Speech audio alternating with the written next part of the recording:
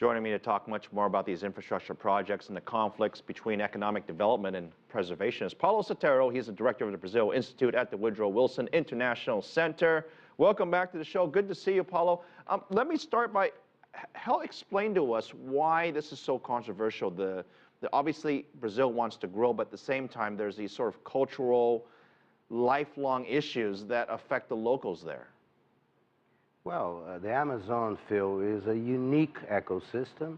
For the reasons pointed out in this very good setup piece that you just showed, Brazil has to make a choice. Do you develop the water resources of this precious region for energy production, or you do not? If you do not, what do you do that replaces that? The population of the Amazon, especially the population that lives along the rivers, are very poor population, indigenous population. So this is a drama. This is very difficult to resolve, and Brazil has to make a choice. I think Brazil has made a choice, which is to go ahead with the project. Yeah, I mean, the project's well underway, and to be fair, there are projects around the world similar to this, whether it's a dam somewhere in western U.S. or the ones in China. There's always folks that are going to be affected, and perhaps in a more negative way, and the government has done their best to try to mitigate these impacts. Has the government done enough in Brazil? Well, that's the controversy. Some believe yes, that the government has over the last 10 years done all kinds of consultations, including communities. Others will tell you the precise opposite. This deals with the livelihood of a lot of people.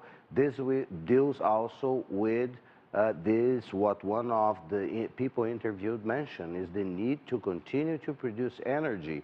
Maybe nuclear energy would be a better option than doing this. Maybe preserving the Amazon and using nuclear would be best. But after Fukushima, people have started to raise new questions about nuclear. This is not an easy problem to resolve. I believe right now, though, this is more of an issue internationally than it's actually an issue in Brazil. In Brazil, for better or worse, this has been resolved, and these kinds of dams are going to be, and systems are going to be built.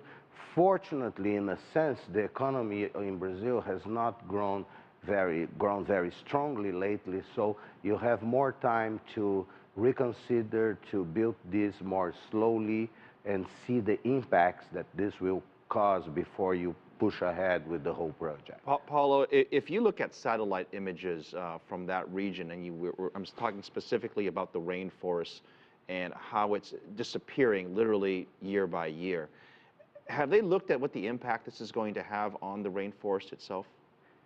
Oh yes, you know, the Brazil Space Agency has a real-time monitoring of deforestation in Brazil, done via satellite. Actually, one of the leading experts on this, Carlos Nobre, is now the third ranking official in the Ministry of Science and Technology in Brazil. It's not out of ignorance. People know precisely what's going on. People know what are the choices. This is just, Phil, one of those issues that is very hard.